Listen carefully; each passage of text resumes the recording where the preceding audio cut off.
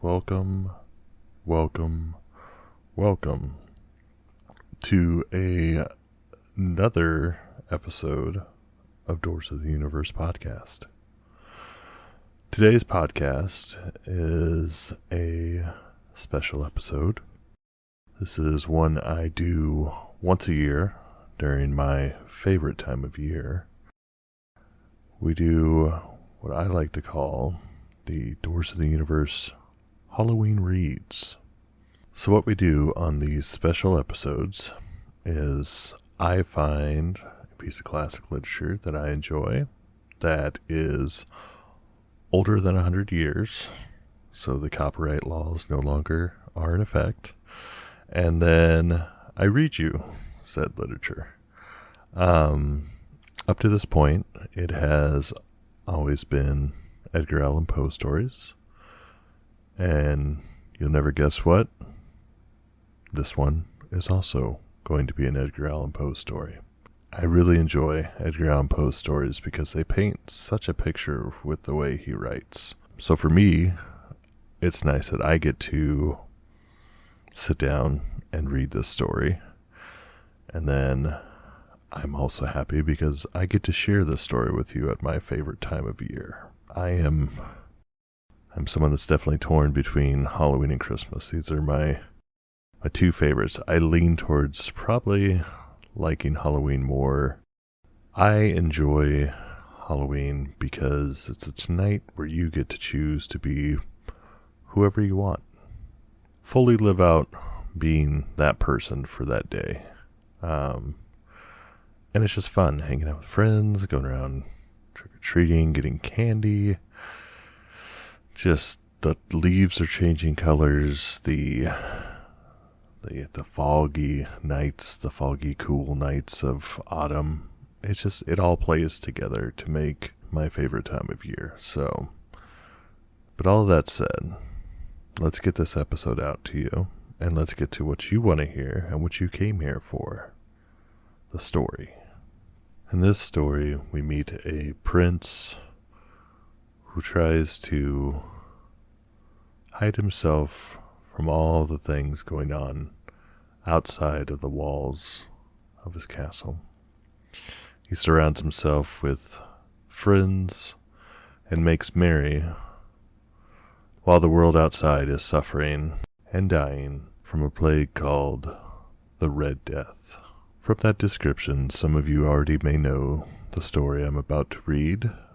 For those that do not, this is the story by Edgar Allan Poe, The Masque of the Red Death. So let's get into it. The Masque of the Red Death by Edgar Allan Poe, published 1842. The Red Death had long devastated the country. No pestilence had been ever so fatal or so hideous. Blood was its avatar and its seal. The redness and the horror of blood. There were sharp pains and sudden dizziness, and then profuse bleeding at the pores with dissolution. The scarlet stains upon the body, and especially upon the face of the victim, were the pest ban which shut him out from the aid and from the sympathy of his fellow men. And the whole seizure, progress and termination of the disease were the incidents of half an hour. But the Prince Prospero was happy and dauntless and sagacious. When his dominions were half depopulated, he summoned to his presence 1,000 hale and light-hearted friends from among the knights and dames of his court, and with these retired to the deep seclusion of one of his castellated abbeys. This was an extensive and magnificent structure, the creation of the prince's own eccentric yet august fate. A strong and lofty wall girdled it. This wall had gates of iron. The courtiers, having entered, brought furnaces and massy hammers, and welded the bolts. They resolved to leave means neither of ingress or egress to the sudden impulses of despair from without or of frenzy from within. The abbey was amply provisioned. With such precautions, the courtiers might bid defiance to contagion. The external world could take care of itself. In the meantime, it was folly to grieve or to think. The prince had provided all the appliances of pleasure. There were buffoons, there were improvisatori, there were ballet dancers, there were musicians, there were cards, there was beauty, there was wine. All these and security were within. Without was the Red Death. It was towards the close of the 5th or 6th month of his seclusion, and while the pestilence raged most furiously abroad, that the Prince Prospero entertained his thousands of friends at a masked ball of the most unusual magnificence. It was a voluptuous scene, that masquerade. But first, let me tell you of the rooms which it held. There were 7, an imperial suite.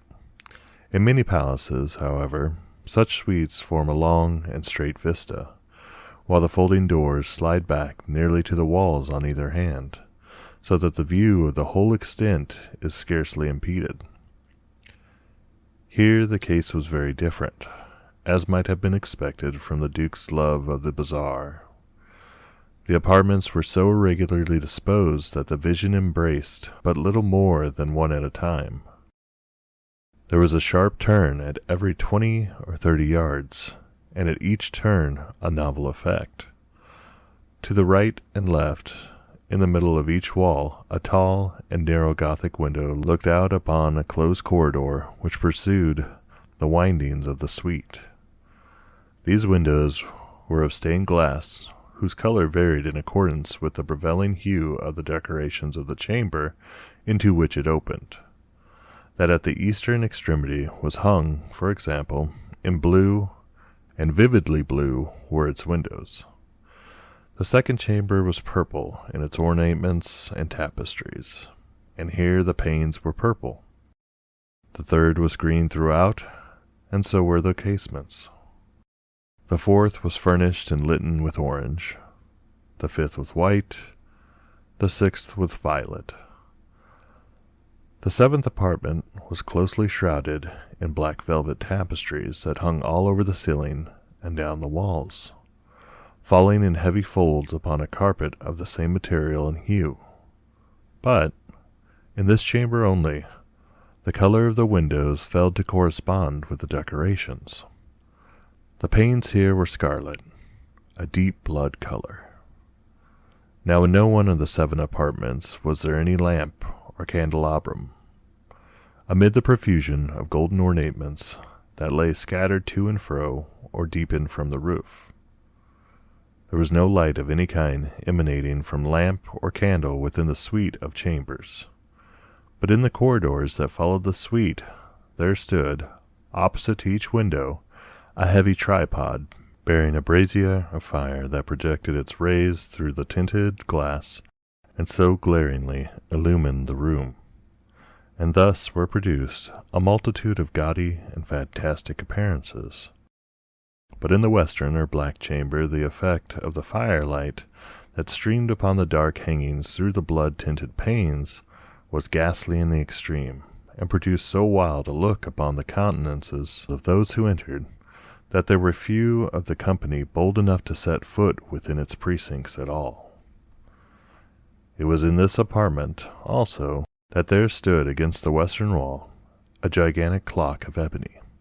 Its pendulum swung to and fro with a dull, heavy, monotonous clang, and when its minute hand made the circuit of the face, and the hour was to be stricken, there came forth from the brazen lungs of the clock a sound which was clear and loud and deep and exceedingly musical, but of so peculiar a note and emphasis that at each lapse of an hour the musicians in the orchestra were constrained to pause momentarily in their performance to hearken to the sound, and thus the waltzers perforce ceased their evolutions, and there was a brief disconcert of the whole gay company, and, while the chimes of the clock yet rang, it was observed that the giddiest grew pale, and that the more aged and sedate passed their hands over their brows as if in confused reverie or meditation.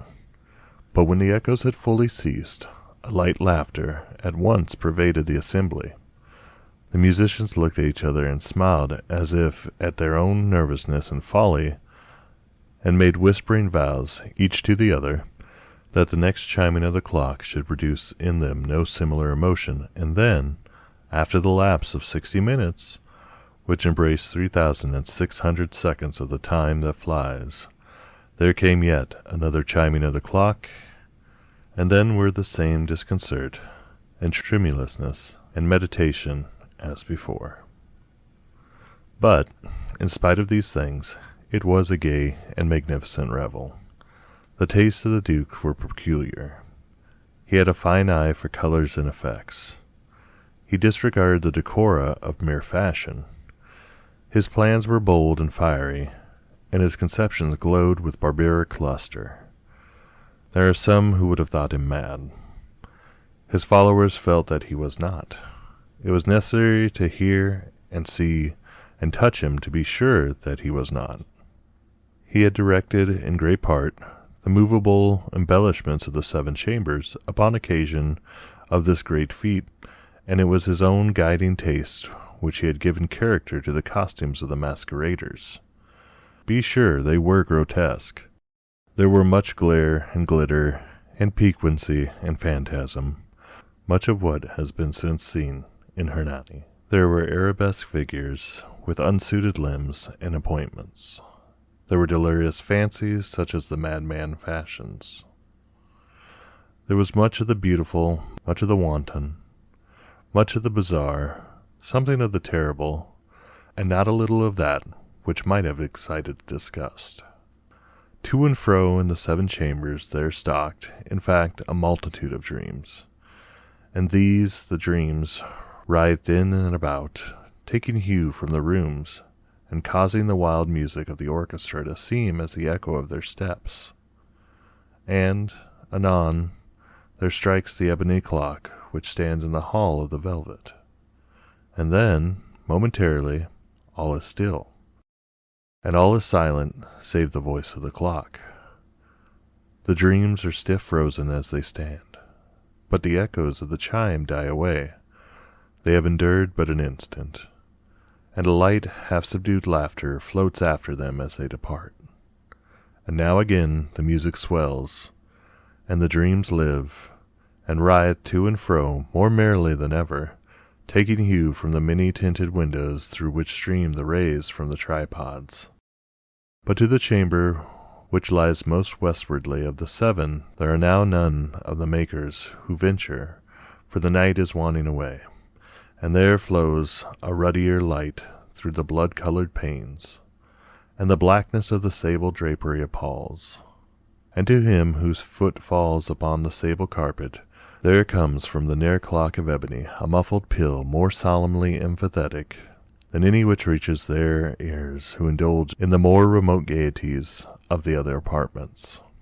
But these other apartments were densely crowded, and in them beat feverishly the heart of life, and the revel went whirling on, until at length was sounded the 12th hour upon the clock.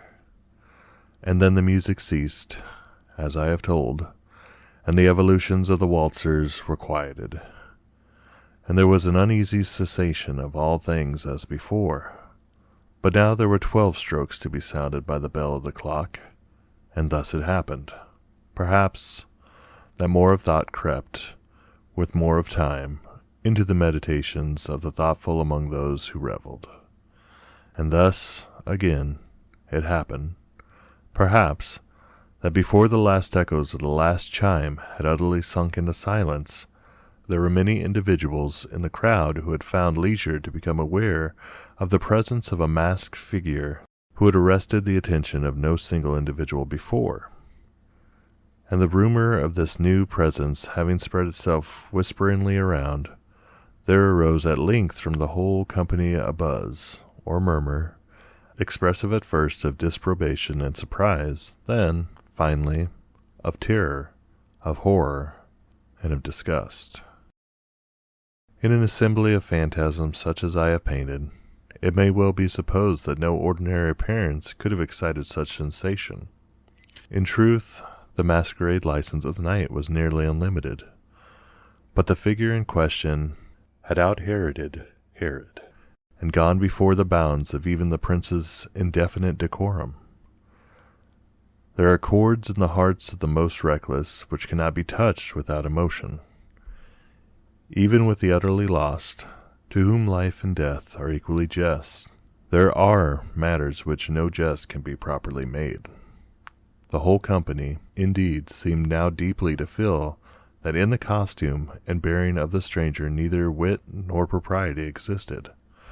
The figure was tall and gaunt, and shrouded from head to foot in the habiliments of the grave. The mask which concealed the visage was made so nearly to resemble the countenance of a stiffened corpse that the closest scrutiny must have had difficulty in detecting the cheat. And yet all this might have been endured, if not approved, by the mad revelers round. But the mummer had gone so far as to assume the type of the Red Death. His vesture was dabbled in blood, and his broad brow, with all the features of the face, was besprinkled with the scarlet horror. When the eyes of Prince Prospero fell upon this spectral image, which with a slow and solemn movement, as if more fully to sustain its role, stalked to and fro among the waltzers, he was seen to be convulsed, in the first moment, with a strong shudder, either of terror or distaste, but, in the next, his brow reddened with rage. "Who dares," he demanded hoarsely of the group that stood around him, "who dares thus to make mockery of our woes? Uncase the varlet, that we may know whom we have to hang tomorrow at sunrise from the battlements. Will no one stir at my bidding? Stop him and strip him, I say, of those reddened vestures of sacrilege."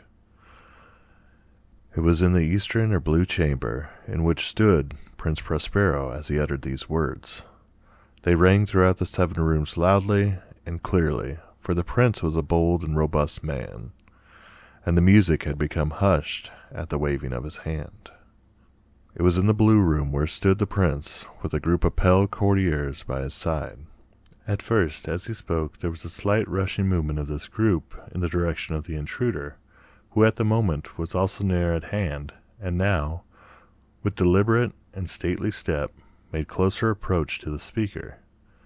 But from a certain nameless awe with which the mad assumptions of the mummer had inspired the whole party, there were found none of who put forth hand to seize him, so that, unimpeded, he passed within a yard of the prince's person, and, while the vast assembly, as if with one impulse, shrank from the centers of the room to the walls, he made his way uninterruptedly, but with the same solemn and measured step which had distinguished him from the first, through the blue chamber to the purple, through the purple to the green, through the green to the orange, through this again to the white, and even thence to the violet, ere a decided movement had been made to arrest him. It was then, however, that the Prince Prospero, maddening with rage and the shame of his own momentary cowardice, rushed hurriedly through the 6 chambers, while none followed him on account of a deadly terror that had seized upon all. He bore aloft a drawn dagger, and had approached in rapid impetuosity to within 3 or 4 feet of the retreating figure, when the latter, having attained the extremity of the velvet apartment, turned suddenly round and confronted his pursuer. There was a sharp cry, and the dagger dropped gleamingly upon the sable carpet, upon which instantly afterwards fell prostrate in death the Prince Prospero. Then, summoning the wild courage of despair, a throng of the revelers at once threw themselves into the black apartment, and, seizing the mummer, whose tall figure stood erect and motionless within the shadow of the ebony clock, gasped in unutterable horror at finding the grave cerements and corpse-like mask which they had handled with so violent a rudeness, untenanted by any tangible form. And now was acknowledged the presence of the Red Death. He had come like a thief in the night, and one by one dropped the revelers in the blood-bedewed halls of their revel, and died each in the despairing posture of his fall. And the life of the ebony cloak went out with that of the last of the gay, and the flames of the tripods expired, and darkness and decay and the Red Death held illimitable dominion over all. The Masque of the Red Death by Edgar Allan Poe.